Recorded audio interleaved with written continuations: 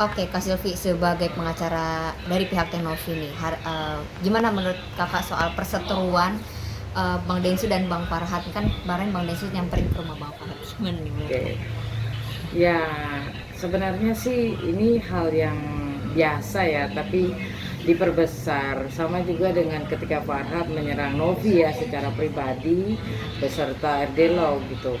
Yang jelas ada etika yang dilanggar oleh Farhad Abbas sebagai pengacara sehingga membuat Bang Densu ini kan cuma tulisan 3 huruf aja sebenarnya, layaknya anak-anak muda zaman sekarang cuma berkata seperti itu tapi dianggapnya ditujukan kepada dirinya. Dan itu kalau menurut saya unsurnya nggak masuk lah, dilaporkan dalam pasal apa nggak tahu saya, tapi yang jelas bagi saya Densus sudah baik-baik datang karena ditantang kan, dan seperti yang kita ketahui diterima dengan baik loh di rumahnya, tapi di luar daripada itu ternyata dilaporkan. Aduh, sungguh aneh. Oke. Nah ini kan dilaporinnya atas apa namanya ujaran kebencian kalau nggak salah. Iya bener, ujaran kebencian. Menurut Kakak gimana? Apakah memenuhi unsur gitu Kak? Ya, Seperti apa Kak? dalam KUHP pidana itu kan yang perlu dilihat adalah unsurnya.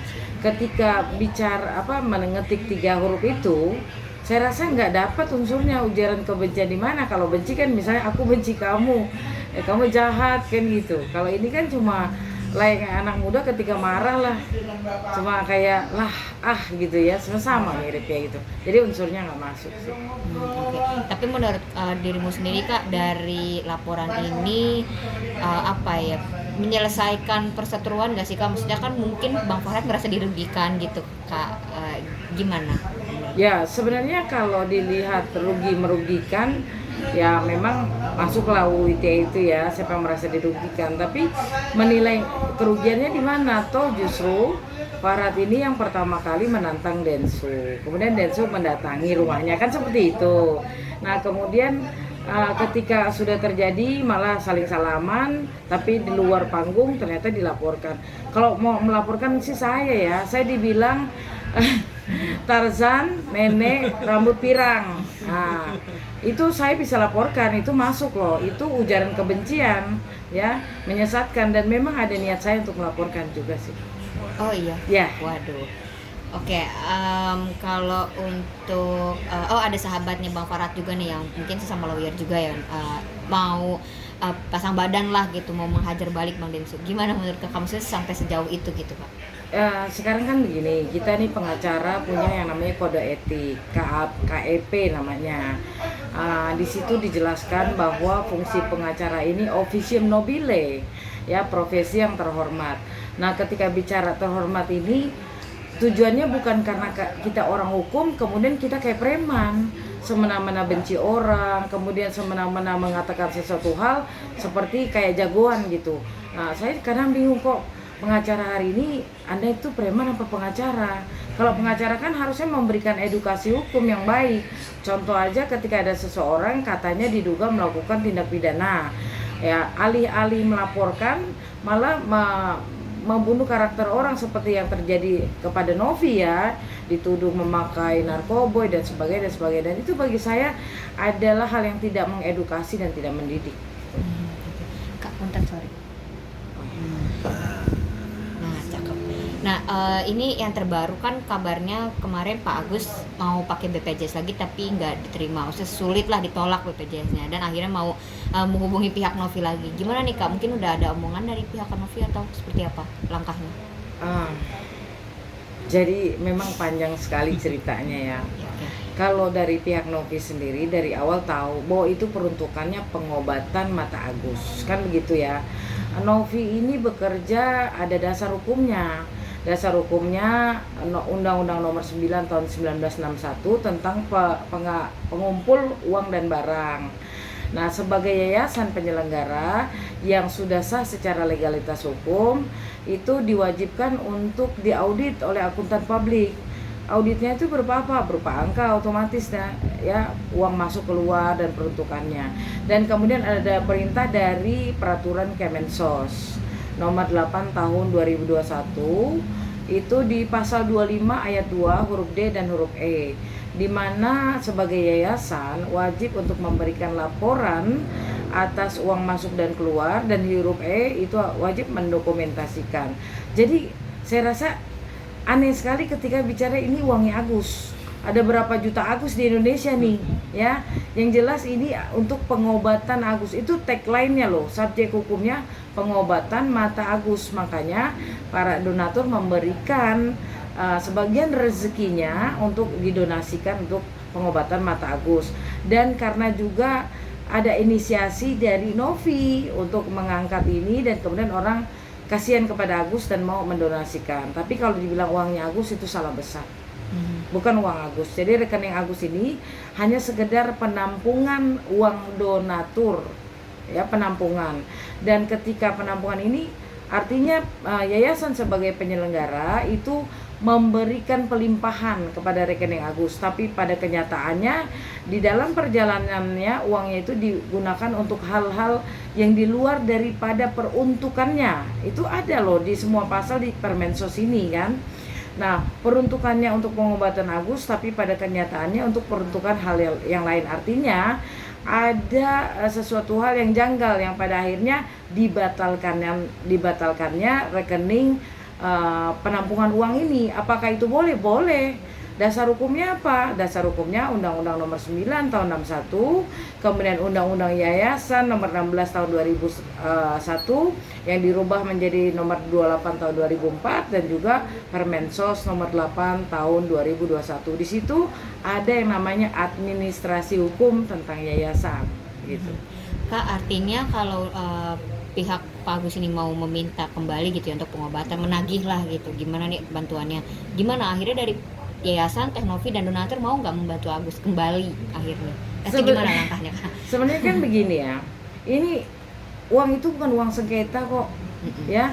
Uang itu memang tersedia untuk pengobatan mata Agus, tapi kemudian oleh para pengacaranya dianggap sengketa bahwa itu uang Agus. Makanya saya bilang, sekolah di mana bro? Ya, uang ini uang giral yang peruntukannya untuk pengobatan mata Agus. Dan uang itu tersedia semenjak dikumpulkan dan selesai dikumpulkan itu di pasal 14 ayat 2 Permensos itu dikatakan jangka waktunya 3 bulan bang untuk digunakan. Nah setelah 3 bulan tidak digunakan manfaatnya oleh Agus, bisa digunakan oleh penerima manfaat lainnya. Harus habis itu 1 bulan, itu harus habis. Kan banyak sekali yang minta tolong sama Novi, bahkan melalui saya juga banyak nih, karena dianggap saya pengacara Novi ya. Saya pikir lebih manfaat lagi untuk orang lain yang membutuhkan.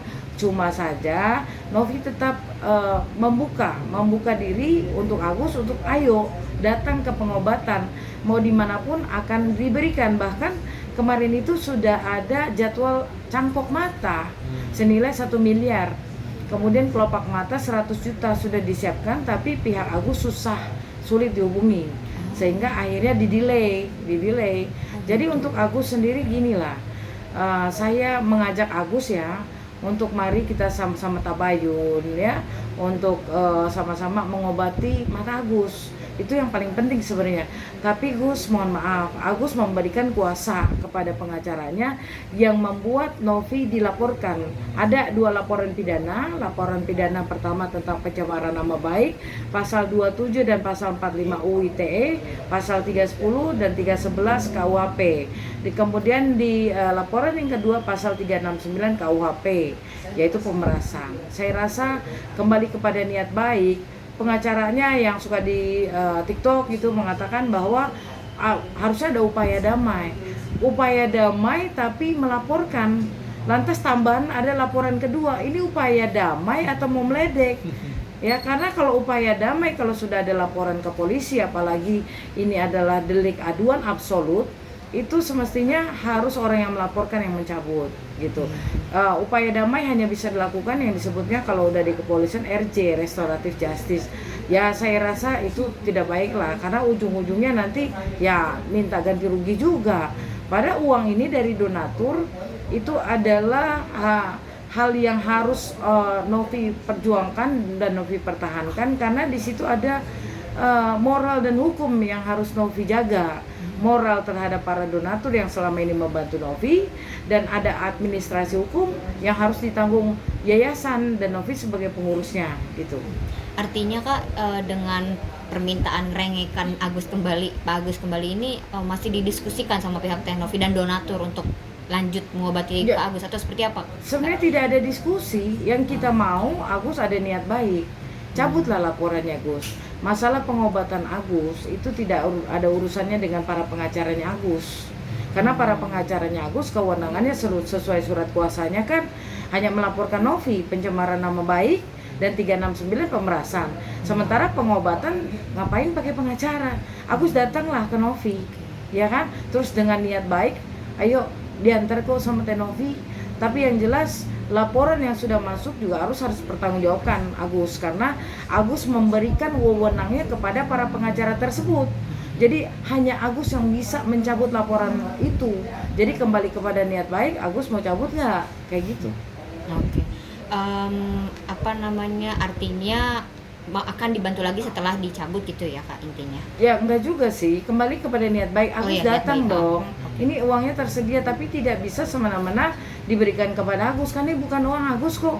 Ini uang donatur yang dititipkan kepada yayasan, dan yayasan punya tanggung jawab moral dan tanggung jawab hukum terhadap uang tersebut gitu. Salah satu tim pengacara dari pihak Pak Agus, Bang Krisnamurti kan katanya mau mengajak pihak Tenovi untuk duduk bareng. Gimana, mungkin udah ada langkah gitu Kak? Ya sekarang begini, bercerita di media sosial, di ruang publik, tapi tidak ada satupun surat atau pemberitahuan kepada pihak Novi. Jadi gimana ceritanya ya? Kembali kepada niat baik. Kalau memang mau duduk bareng segala macam kan harus dengan sekarang hari ini udah canggih lah, ada telepon, WA. Kemudian kalau mau bersurat resmi ya monggo, dalam hitungan sejam juga pakai Gojek nyampe kan begitu. Tapi belum ada surat. Itu menurut cerita Novi kepada kami ya. Kalau untuk ini Kak,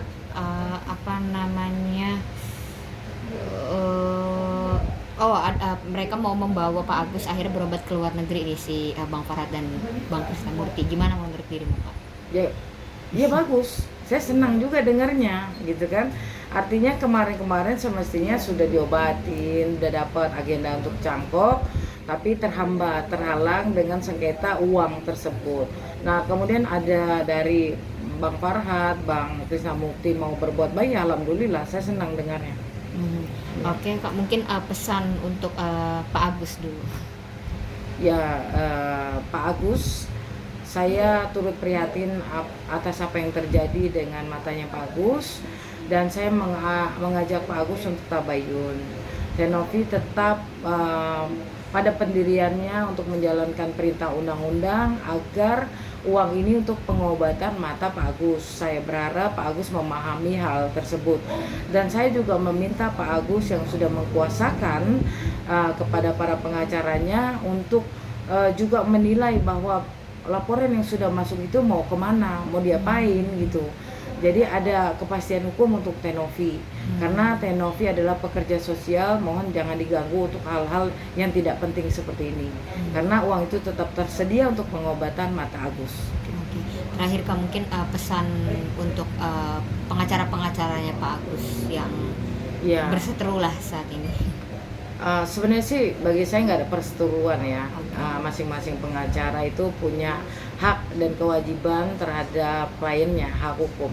Tapi kan kalau kita menilai dari pelimpahan kuasa ini kan biasanya ada namanya surat kuasa khusus, dikhususkan untuk apa gitu. Nah kalau untuk pengobatan sendiri kan antara penerima manfaat dan kepada pemberi manfaat. Pemberi manfaat ini kan yayasan sebagai penyelenggara atas dasar uang donasi. Saya memohonkan untuk para pengacara untuk tabayun juga agar Agus bisa diobati. Ayolah kita bergandengan tangan demi kemanusiaan. Oke.